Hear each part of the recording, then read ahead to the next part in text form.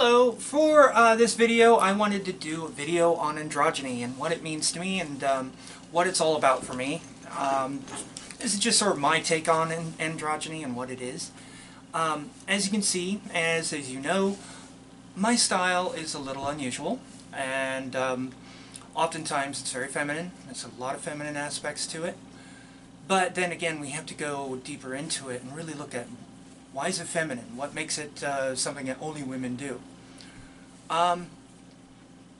So let me cut to the chase on this. What I would like, and what I would really like to see happen, is not for the abolition of gender, because gender has its place. As annoying as it is, gender has its place. And you know, I do find problems with some of the limitations of gender, and I wish those could be worked out.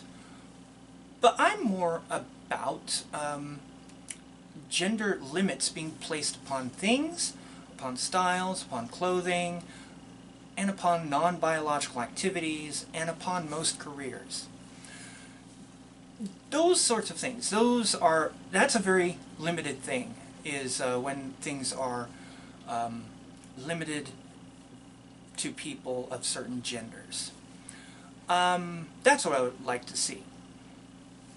You know, first of all, a lot of these things are not inherent, no matter what people say. A skirt is not inherently feminine. A dress is not inherently feminine. Pantyhose are not inherently feminine. They only get those titles and those characteristics because they're of society.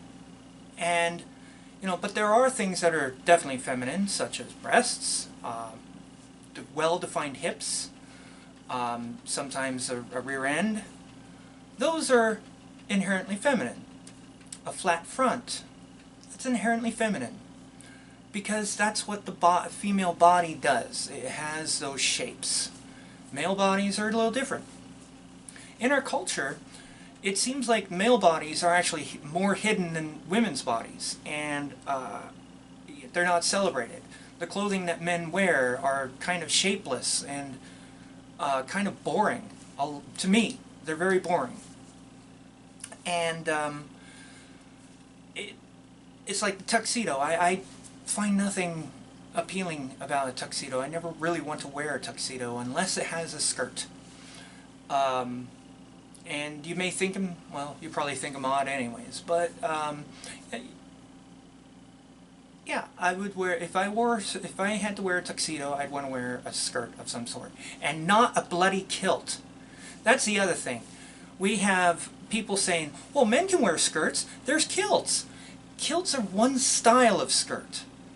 You know, skirts, saying to men that they're limited to only kilt styles is like saying to a woman, you're limited to dungarees, and that's it. You can't wear jeans, you can't wear this, you can't wear any other style of pants. You can only wear dungarees because that's what women wore.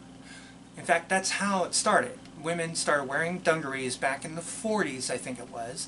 And, you know, and it was only for specific things. It was only for gardening and that sort of stuff. Lord help them if they stepped out of the house wearing a pair of dungarees, and a male saw them. It wasn't quite as bad as, say, in some certain countries, but it was still looked down upon, and the woman was frowned upon. And it didn't really start changing until, like, to my knowledge, Katharine Hepburn showed up wearing a tuxedo and top hat and looked absolutely smashing as far as I was concerned. But getting back to what androgyny is. Yeah, it's basically I have my body, my male body, and I wear feminine clothes.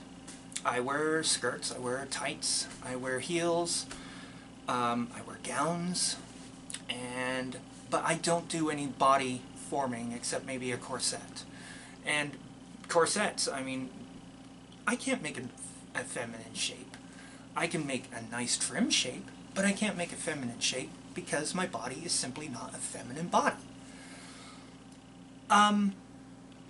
when I hear people say that long hair is feminine, and that men are meant to have short hair, I have to ask that question while I do this. Men are meant to have short hair?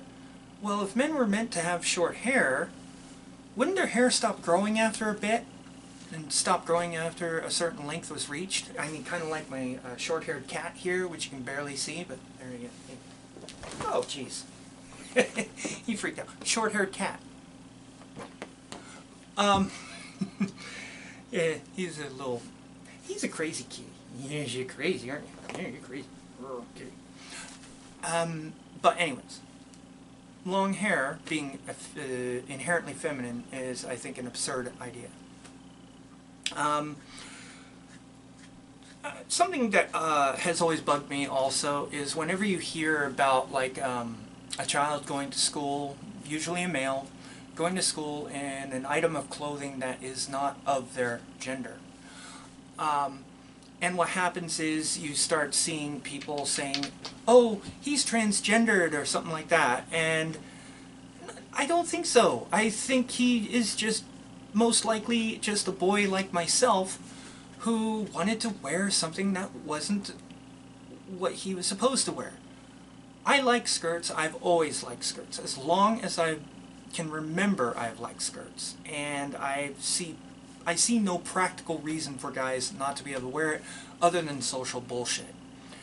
And that's where we get back to my thing about the removal of gender labels upon things like clothing and that sort of thing. So it's like that's pretty much my video. That's what I want to talk about. Let me actually go into something about my history. Many years ago, I had given thought to transitioning. And the reason why I was thinking about transitioning was because I hated being limited because of my sex. I hated the idea that because I had male parts, I could not wear certain things that I liked to wear. And that was about the only reason, and also other things like being able to show emotions and that sort of stuff. Those reasons weren't enough for me to go through transition. And there was a time where I did go into the cross-dressing thing. I wore breasts, I wore hips, I wore all that sort of stuff. And I didn't like it. I didn't like it at all. I prefer androgyny. I prefer being me as opposed to another person. That's something I think where the trans movement is kind of letting people like myself down. Because they sort of make it that if you're a person that wants to do things that are feminine and you're male, well, that must mean you're trans and should transition. I've had many trans people tell me, why don't you choose a side? And to me, that's bullshit. I think there are actually a lot of guys, such as myself, that would like to be able to have more freedom of style, freedom of expression, than is commonly known. And I think the trans movement, not trans people themselves, I have little problem with trans people themselves, as long as they're making that decision for the right reasons. They're not doing it because they're being socially pressured. There was a time, there's a lot of androgynous models out there. One that stood out was Andrea Pejek. I'm sorry if I murdered their name. They used to go by Andre. And he, because that's how he identified, was an androgynous model. But over time, they started sort of growing breasts and soon came out that they were trans. And now that they're a trans model, they're saying they don't identify with a gender identity. So I'm utterly confused when it comes to Andrea. I'm more power to her.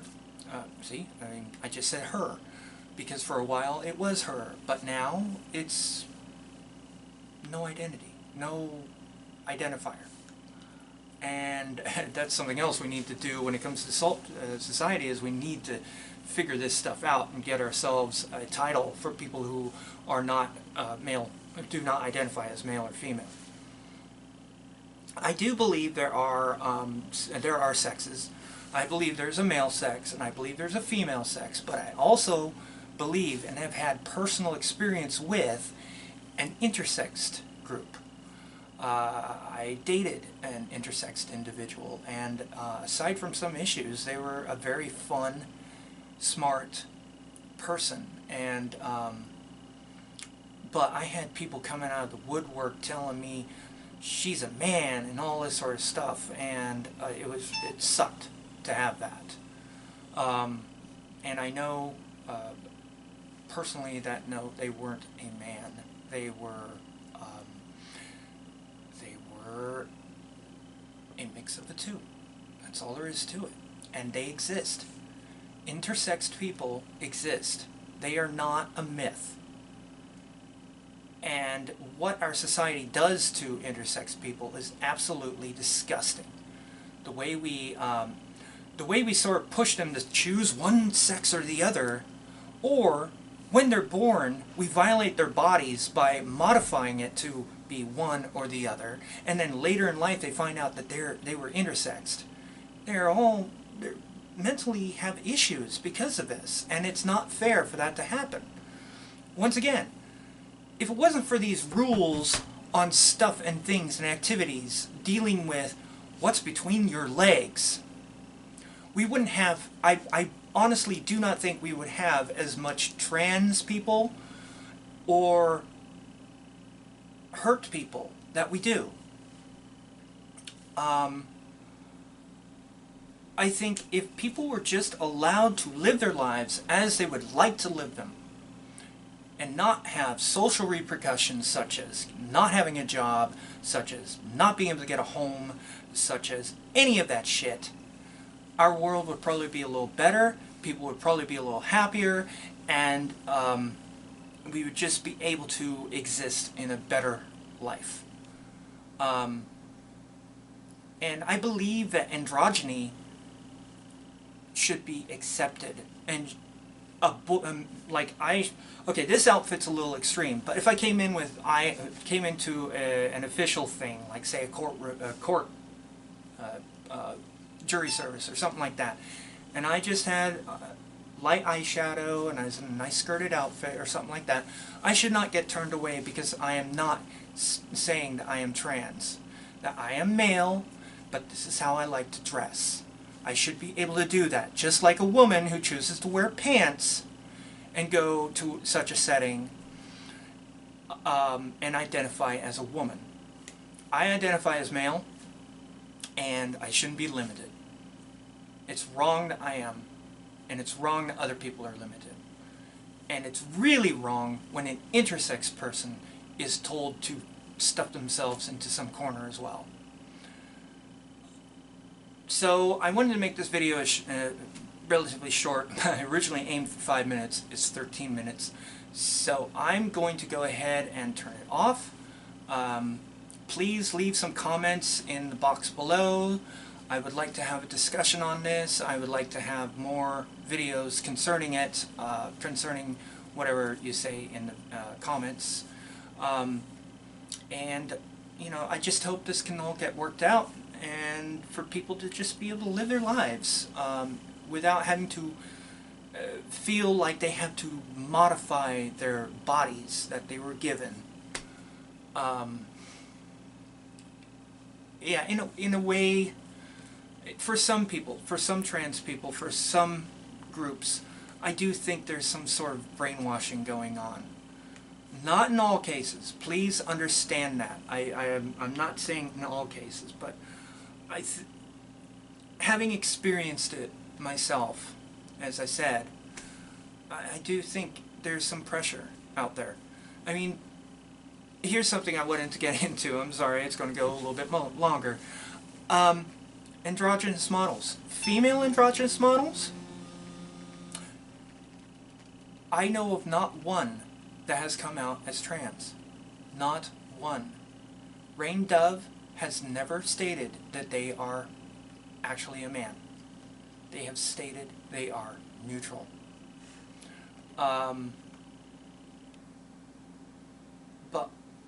almost all of the male models, male androgynous models I have encountered, have gone the trans route.